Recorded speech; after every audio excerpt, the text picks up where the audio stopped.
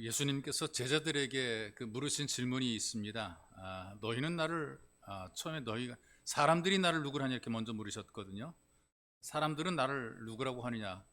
그랬을 때 제자들이 그 사람들에게 들은 대로 대답을 해요. 어떤 사람은 세례 요한이라고 하더이다. 어떤 사람은 엘리야가 왔다고 하고 어떤 사람은 예레미야라고 하더이다 이렇게 대답을 했어요. 그리고 일부의 사람들은 하나님이 보내신 선지자 중에 한 사람이라고 이렇게 대답을 했습니다. 예수님이 제자들에게 직접 질문하시죠. 너희는 나를 누구라고 하느냐? 남들은 그렇게 나를 얘기하는데 그럼 나와 함께 있던 너희들은 나를 누구라고 하느냐? 이제 그 침묵을 깨고 시몬 베드로가 대답하죠. 주는 그리스도시요 살아계신 하나님의 아들입니다. 이 대답이 결국 이 교회를 이루는 신앙 고백의 기초가 되었습니다. 그리스도라는 의미가 구원자라는 의미고 하나님께서 보내시기로 약속하고 또 이스라엘이 기다리던 바로 메시아 구원자가 바로 그리스도라 그 말이 있어. 그래서 살아계신 하나님의 아들이라고 한 것은 예수님께서 사람이 아니라 바로 하나님이시라 이런 대답도 맞습니다. 예수님께서는 사람으로만 오신 분이 아니라 그는 하나님이시다. 삼위일체라는 우리가 표현을 쓰게 되고요. 예수님에게는 두 가지 성품이 있다라고 우리가 세례교육할 때 배우죠. 신성과 함께 인성도 있다. 또 인성과 함께 신성이 있다. 그래서 이성 일인격이라는 그런 그 언어를 쓰게 됩니다. 예수님께서 이 말씀을 들으시고 복을 전하셨습니다. 내가 복 있다. 이 사실을 알게 된 것은 하나님의 은혜다. 그리고 이 신앙 고백 위에 교회를 세우겠다. 이렇게 말씀을 하십니다. 그리고 바울은 뒤에 이어서 고린도전서 3장 11절에서 이렇게 얘기를 해요. 이 닦아둔 것 외에 능히 다른 터를 닦아줄 자가 없으니 이 터는 곧 예수 그리스도라. 모든 교회는 예수를 그리스도시요 살아계신 하나님의 아들이라고 고백하는 신앙 고백으로 교회가 세워지게 되는 겁니다. 그냥 교회 간판만 걸었다고 교회가 되는 것이 아니라 신앙 고백을 하는 성도들이 있을 때 그 교회가 되는 거죠. 큰 건물, 좋은 건물 많습니다. 그런데 그 건물이 정말 예수님을 주님으로 고백하는 성도가 없다면 그건 온전한 교회가 아니고요. 가마니를 깔고 텐트를 치고 예배를 드려도 바로 그 안에서 예수 그리스도는 하나님의 아들이시고 나의 구원자라는 고백을 하는 고백이 있다면 바로 거기가 진짜 교회가 되는 거죠. 자, 여러분 신앙생활을 무너지지 않게 하는 것이 반석이거든요. 이 반석은 무너지지 않은 큰 바위라 그런 의미가 있습니다. 이 그 고백이 바로 반석 같은 고백이라는 얘기지요. 변함이 없거나 흔들리거나 무너지지 않는 주는 그리스도시요 살아계신 하나님의 아들입니다라는 이 고백이 결국 이 교회를 세우는 가장 기본적인 교회가 그 고백이 된 것입니다. 이 말의 의미는 오직 예수 그리스도만이 참된 진리가 된다 이제 그런 의미가 있어요. 이를테면 사이비라든가 이단들의 특징이 뭐냐 하면 그 모든 초점을 어디에 맞추느냐 하면 자기에게 맞추는 것을 봅니다. 예수님에게 맞추게 하지 않고 예수님에게 가야 될 시선을 나에게 맞추게 되는 거죠. 예수님께서 받으실 영광을 내가 받는 거란 말이에요. 그래서 이분들은 약간 말을 바꿉니다. 예수님과 자기가 좀 비슷하다거나 자기가 더 나아가서 예수라고 주장하는 그런 사람들이 있고 심지어는 자기가 하나님이라고까지 해서 천부교라는 새로운 어떤 종파를 만들어 내기도 합니다.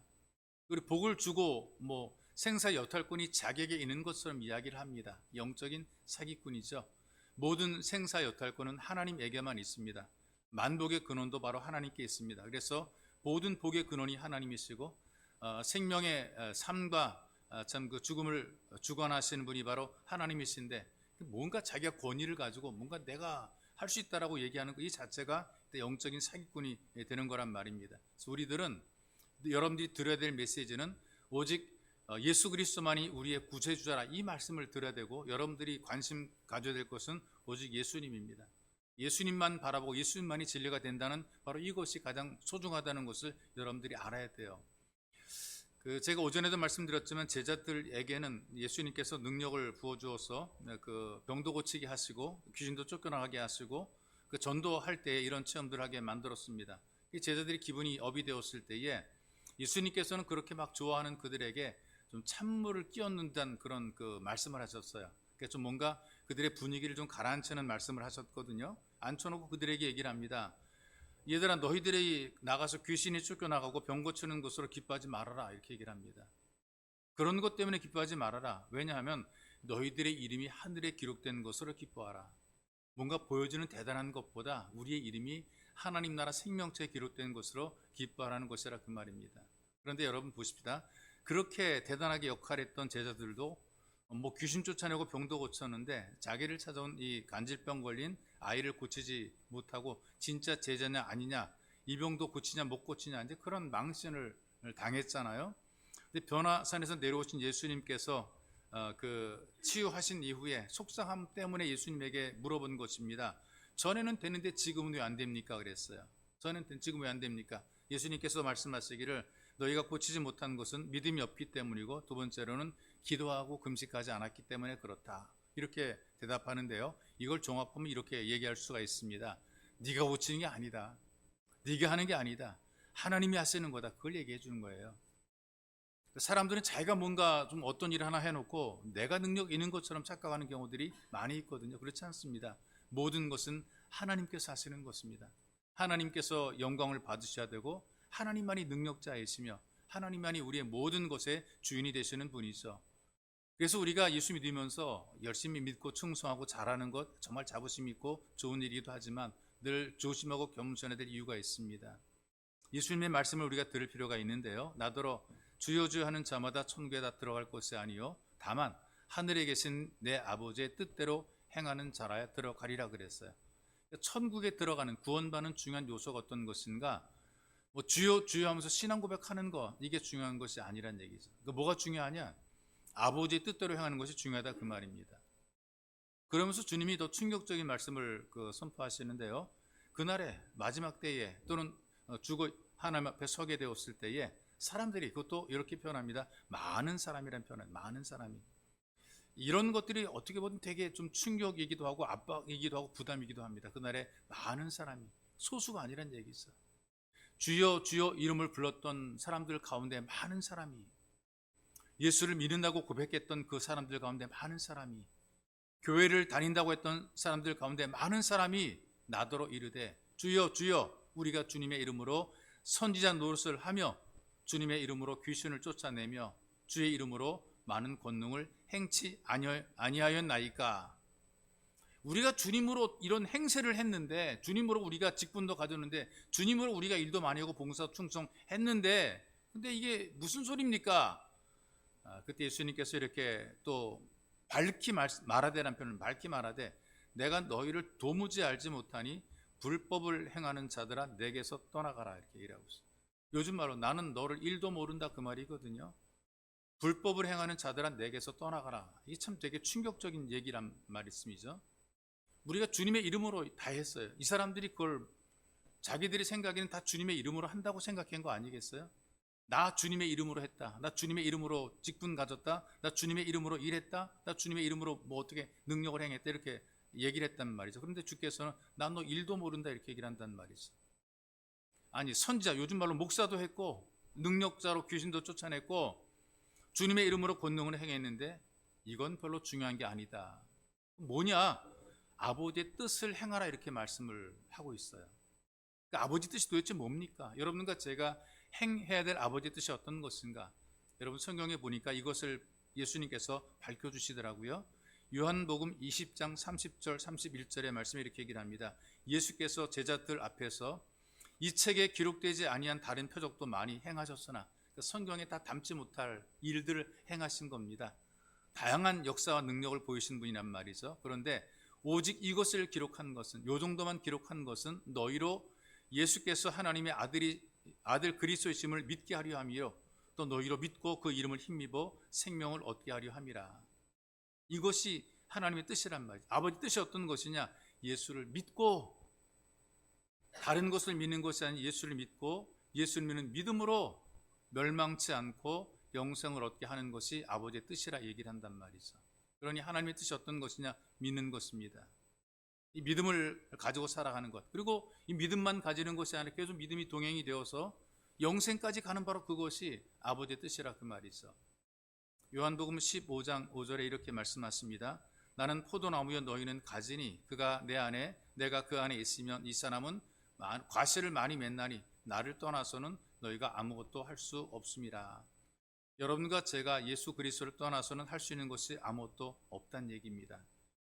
그렇다면 우리가 할 수 있는 것이 어떤 것인가? 예수님을 정말 귀하게 여기는 것입니다. 예수를 전부로 삼는 것이죠. 예수님만이 소망이 되고 예수님만이 기쁨이고 예수님만이 흔들림이 없는 반석이라고 하는 이 믿음을 갖고 있는 사람, 바로 이것이 아버지의 뜻대로 행하는 것이고 이게 진리라는 얘기입니다.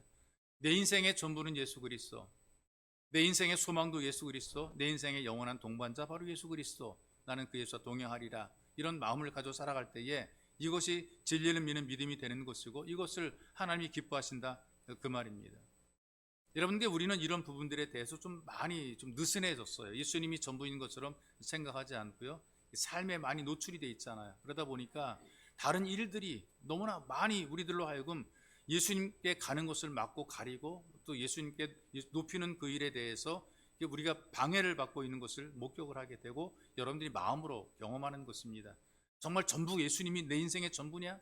난 예수님에게 모든 걸 걸며 살아갔냐? 그건 아니거든요. 내 할 일도 있고 내가 갈 곳도 있고 만날 사람도 있고 그다음에 내가 누려야 될 것도 있고 내가 쌓아야 될 것도 있고 이런 것들 때문에 예수님이 전부가 아닌 삶을 살아가는 경우들이 있습니다. 근데 여러분, 좀 아쉬운 것은 신앙의 초기 때는 그렇게 하지 않았거든요. 우리 교회, 우리 나라에 복음이 들어오게 되었을 때는 예수님이 전부였어요. 거기에 모든 걸 다 걸었어요. 지금 이런 일들이 어디서 만들어지는가? 제3세계에서 만들어지더라고요. 중앙아시아라든가 네팔 같은 데 가보게 되면 거기에 수많은 이단, 다른 이방 종교들이 있지 않습니까? 불교도 있고요. 그 다음에 뭐 다른 자기들의 어떤 라마교도 있고 다른 종교, 그 틈바구니에서 교회가 만들어지고 교회가 세워지고 그 다음에 복음을 듣는 사람들이 생겨나는데 그들에게는 예수가 전부인 거예요. 오로지 예수를 위해서 살아가는 그들의 모습을 먹고 교회 갈 때에 4시간, 5시간을 걸어서 가는 거예요. 한 번 예배를 드리기 위해서. 그러니까 교회가 없으니까 그렇게 가서 예배를 드리는데 그 일을 그들은 하면서 기뻐하고 즐거워하는 거죠. 우리 대한민국의 초대 교회가 그렇게 했어요. 하루 전에 가서 예배를 드리는 경우들이 있고요. 그 다음에 그 긴 시간 동안 가서 예배를 드리고 오면서도 기뻐하고 감사했던 때가 있었단 말이죠. 왜? 예수님이 전부였기 때문에 그런 거죠. 그래서 여러분, 우리도 이런 것들을 다시 회복을 해야 되는 거죠. 예수님께서 전부라고 하는 이것을 우리가 회복을 해야 되는 거예요. 15절의 말씀이 이렇게 얘기를 하잖아요. 그러므로 형제들아, 굳건하게 서서 말로나 우리의 편지로 가르침을 받은 전통을 지키라. 이 전통 지키라는 얘기가 우리 생각이나 가르침을 지키라는 것이 아니고요. 예수님께서는 오히려 어떤 사람들이 만든 이 전통들을 거절했단 말이에요. 책망을 하고 오히려 그 전통을 바꾸신 모습을 보게 되는데, 이 전통은 다른 것이 아니고 예수님만이 우리의 반석이 되시고 예수님만이 구원자가 되시고 그래서 예수님을 통해서 기쁨을 누리고 예수님을 통해서 행복하게 사는 삶, 이것을 얘기를 하는 겁니다. 예수님이 전부다. 예수님이 내 믿음의 대상이다. 그러니 우리는 예수를 믿어야 된다. 이것을 믿고 살아가는, 바로 이것을 지키란 말이죠. 그래야 우리가 이 믿음을 가지고 뭔가 살아갈 수 있는 힘을 얻게 되는 것이고 할 일도 하게 되는 거예요. 예수님이 전부라는 것을 갖지 못하고 살아가니까 우리 할 일을 못하는 겁니다. 하는 것처럼 생각이 되는데 이 진짜 하는 것이 아니라 겉모습만 가지는 경우들이 많이 있단 말이죠. 그래서 여러분, 읽은 이 말씀 속에 16절, 17절에 이렇게 얘기를 해요. 우리 주 예수 그리스도와 우리를 사랑하시고 영원한 위로와 좋은 소망은 은혜로우신 하나님 우리 아버지께서 너희 마음을 위로하시고 모든 선한 일과 말에 굳건하게 하시기를 원하노라 그랬습니다. 예수님께서 내 믿음의 대상이 되고 예수님이 전부라고 고백하게 되면 그 고백한 말처럼 우리의 행동도 똑같아야 된다, 그런 의미를 가지고 있거든요. 그러면 우리가 누리는 은혜가 크다, 이걸 얘기해 주고 있습니다. 그래서 여러분들이 살아가시면서 믿음으로 행하는 그 모든 행위들이 여러분들의 삶을 증명하는 것이고 여러분 누구인가를 보여주는 것이란 말입니다. 그래서 사람들이 우리를 보고 있는데 무엇을 보고 있는가? 우리 믿음을 보는 것입니다. 우리를 통해서 하나님을 보는 것이고 우리를 통해서 그리스도를 느끼는 거란 말이 있어. 바울이 이렇게 얘기를 하잖아요. 내가 그리스도를 본받는 것 같이 너희는 나를 본받으라. 자기가 예수님이라 그런 의미는 아니거든요. 예수를 본받아 살려고 애를 쓰는 것처럼 모든 그리스도인들이 다 예수를 본받아 살려고 애를 쓰라, 그 말입니다. 예수님께서 우리의 전부가 되기 때문에 우리가 예수를 본받아 살다 보게 되면 예수님 같은 마음을 갖게 되고 예수님처럼 눈을 뜨게 되고 예수님 같은 생각을 하게 되는 겁니다. 그래서 말씀에 순종하는 것도 예수님을 본받아 살려고 하다 보게 되면 믿음으로 순종이 가능하게 된 겁니다. 근데 우리가 내 힘으로 하려고 하게 되면 계산하는 게 많아지게 돼. 복잡합니다. 머리를 자꾸 굴리게 되거든요. 이거 하게 되면 뭔가 이기고 이걸 하게 되면 손해고 이런 거 계산하게 되니까 순종이 안 되는 겁니다. 그리고 정말 온전한 충성이 안 되는 거죠. 예수님처럼 살게 되면, 예수님 같은 마음을 갖게 되면 이런저런 계산할 필요가 없어요. 예수님처럼만 하면 되기 때문에 예수님 믿고 예수님이 전부라고 생각하니까 거기에 우리 마음을 두고 살면 된단 말이죠. 사람들마다 각자 다 똑같진 않아요. 여러분과 제가 믿음의 분량도 다르고 그릇도 다르고요. 그 다음에 부르심의 어떤 역할도 다른 것입니다. 하나님께서는 각 사람의 분량에 맞게 불러주었습니다. 그리고 그 일을 하게 했죠. 근데 이런 일들을 보게 되면 이것을 우리는 은사라는 표현을 쓰고 있거든요. 그러니까 모든 은사가 똑같진 않아요. 주시는 분은 성령이신데 그러나 각각 다르게 은사를 주었다라고 성경이 얘기를 해요. 너는 왜 나같이 못해라고 우리는 말할 수 없는 이유가 나는 나고 그 사람은 그 사람입니다. 나는 나만큼 해야 되는 것이고 그 사람은 그 사람만큼 해야 되는 것이거든요. 이건 자기가 다 아는 것입니다. 하나님께서 그 사람에게 그 사람이 할 일을 줬고 그 사람에게 맞는 역할을 맡겨 준 것이란 말이죠. 그래서 은사가 다 다른 겁니다. 여러분들이 서로 다르지만 다른 사람들이 모여서 지금 하나의 어떤 작품이 만들어지는 겁니다. 그러니까 모자이크처럼 이렇게 맞춰가다 보게 되니까 커다란 이 교회, 예수 가족이라는 그림이 만들어지게 되는 거죠. 하나님의 일이 만들어지게 되고 하나님 역사가 이제 교회에서 이루어지게 되는 겁니다. 그래서 각자 받은 은사대로 뭔가 역할을 하고 있는 겁니다. 여러분들이. 그리고 여러분들이 그 은사대로 자꾸 살아가야 되고 자꾸 이 은사대로 실천하고 순종을 해야 되는 거예요.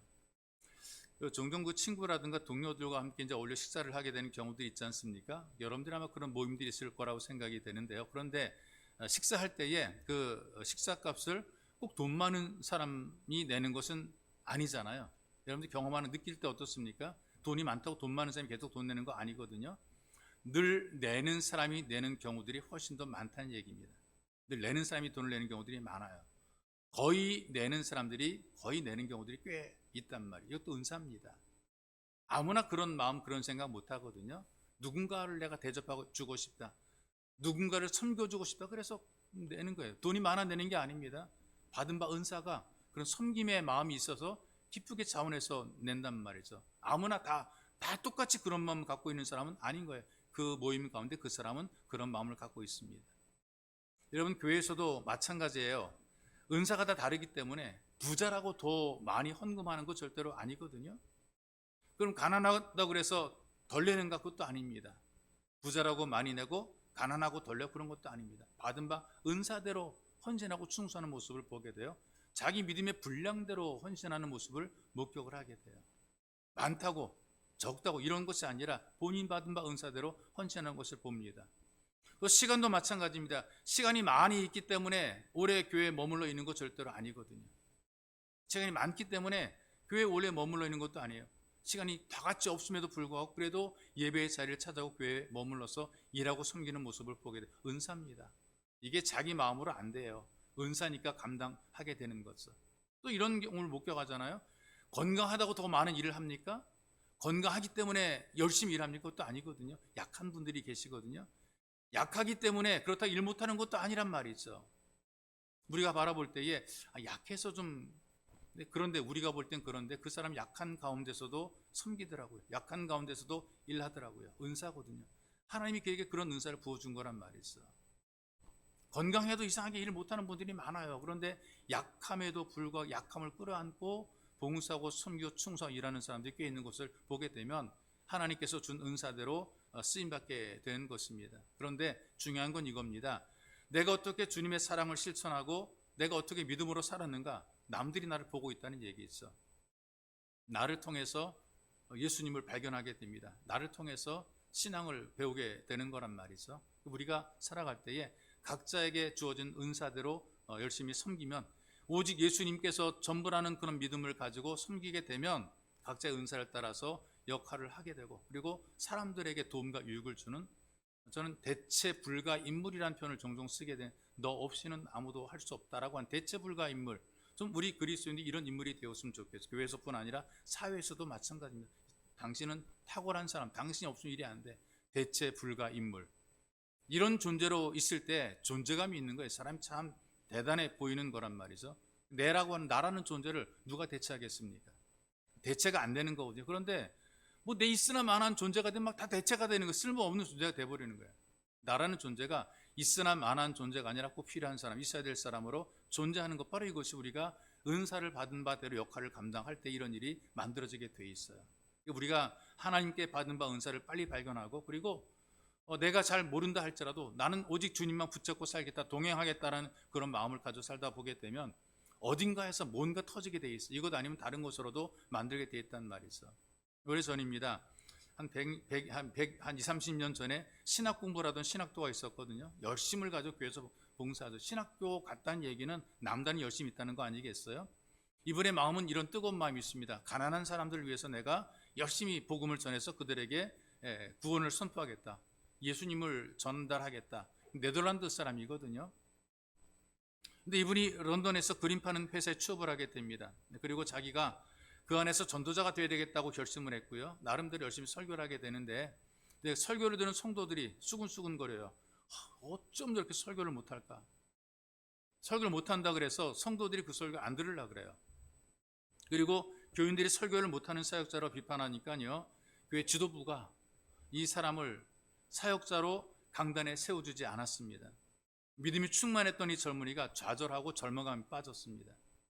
근데 주변에서 다른 사람들이 당신은 다른 일을 하라고, 뭐 설교 못해도 괜찮으니까 다른 일 해보라고 그래서 시험에 들게 된 거예요. 아니, 자기는 목사가 되려고 그 신학교 가서 공부를 했는데 목사 되지 말고 다른 거 하라고 그러니까 시험 드는 거 아니겠어요? 시험 들어가지고 낙심이 됐습니다. 그래서 믿음을 잃어버릴 뻔했는데, 근데 중요한 것은 하나님께 기도합니다. 하나님, 내가 하나님 앞에서 내게 주어진 역할과 사명을 감당하려고 하는데 내게 지혜를 달라고 또 능력 달라고 간절히 기도를 했어요. 그리고 믿음을 가지고, 예수 믿는 믿음을 가지고 그림을 그리기 시작합니다. 다른 일을 하긴 하는데 믿음에서 떠난 것이 아니라 믿음을 가지고, 여전히 믿음을 가지고 그림을 그리기 시작했는데 그 사람이 세계적인 화가가 되었던 빈센트 반 고흐라고 하는 화가입니다. 고흐에 대해서 다른 분들이 평가를 해요. 고흐가 가진 열정과 창의력을 보면 만일 고흐가 전도자로 헌신했더라면 지구촌에서 꽤 훌륭한 설교가가 될 수 있었을 것이다. 근데 이런 사람을 길을 막아버린 거죠. 못하게. 설교 못한다 그래서 다른 걸 해보라고 얘기를 한 거죠. 그런데 만약에 정말 열심히 설교를 준비하고 노력해서 강단에 서서 애썼더라면 대단한 열정적인 설교자가 되었을 거라 이렇게 얘기를 합니다. 그래서 이분이 마지막에 이런 표현을 쓰더라고요. 인류의 위대한 화가를 얻었지만, 그림을 자기 화가를 얻었지만 위대한 설교가를 잃어버렸다 이렇게 얘기를 하고 있어요. 잘할 수 있는 사람을 잘할 수 있도록 배려하지 않으므로 위대한 설교가 사라지게 된 거죠. 비판의 홍수를 겪었잖아요. 영적으로 비바람을 맞은 거 아니겠습니까? 원래 꿈꿨던 길이 있는데 그 꿈도 무너져 버리고 말았잖아요. 그런데 감사한 게 하나가 뭐냐면 반 고흐가 반석이 되신, 진리가 되신 예수 그리스도를 놓치지 않았어요. 그는 그림을 그리면서도, 낙심 중에 있으면서도, 내 꿈을 이루지 못했음에도 불구하고 예수 그리스도가 전부라고 생각했어요. 예수님께서 내 인생의 모든 거라고 생각했어요. 그래서 원하던 꿈은 이루지 못했지만 그럼에도 불구하고 예수를 붙잡고 노력했기 때문에 그래도 화가로서 꽃을 피우게 된 것이죠. 여러분, 교회가 교회다운 아름다운 전통이 있어야 됩니다. 다른 것이 아니라 예수 믿는 사람, 오직 예수님을 믿고 예수를 따르는 구원받은 성도가 만들어지는, 구원받은 자의 수가 더해지는 바로 그런 교회, 이거 교회 아름다운 전통이라고 생각이 됩니다. 오직 예수님만이 우리 교회 주인이다, 예수님만이 전부다. 모든 교우들이 그렇게 생각하는 거예요. 예수님을 놓고, 예수님을 인생의 중심으로 놓고 예수님이 전부라고 생각하고 살아가는 거라 그 말이죠. 예수님만이 우리의 참된 진리가 됩니다. 안 변한단 말이죠. 진리는 변하면 진리가 아닌 게, 변하지 않으니까 진리란 말이죠. 그러니 예수님께서 진리 되심을 믿고 이걸 지키고 이 말씀을 순종하고 이걸 전하게 될 때에 혹 시험 들 때가 있죠. 우리도 사람인데 시험에 들었더라도 주는 그리스도시요 살아계신 하나님의 아들입니다라는 이 신앙 고백 때문에 다시 또 돌아오게 되는 겁니다. 여러분과 제가 살면서 이런저런 이유로 시험 들어서 낙심되고 절망되기도 하고 믿음에서 떨어지고 멀어지기도 하고, 그러나 주는 그리스도시요 살아계신 하나님의 아들입니다라는 이 진리의 고백을 가지고 살게 되면 다시 돌아옵니다. 반드시 돌아옵니다.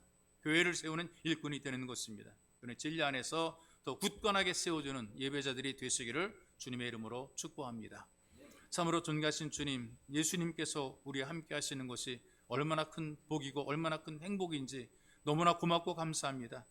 우리 일생에 예수님과 함께 동행할 수 있는 것이 우리에게 얼마나 커다란 행복이고 은총인지 너무나 고맙고 감사합니다. 진리가 되신 예수 그리스도를 품고 예수님과 함께 동행하는 이 귀한 복을 누리게 되었사온즉 전능하신 주님 끝까지 이 복을 누리며 살게 도와주시고 예수님으로 말미암아 예수님 때문에 예수를 통해서 이 땅에 대체 불가적인 일을 하게 만드시며 하나님의 큰 일에 우리가 귀하게 쓰임받도록 도와주시고 우리가 이 땅에 살아가면서 예수 그리스도를 증거하는 증인의 삶이 되도록 은혜를 베풀어 주옵소서. 보배로 오신 예수님의 이름으로 기도하옵나이다. 아멘.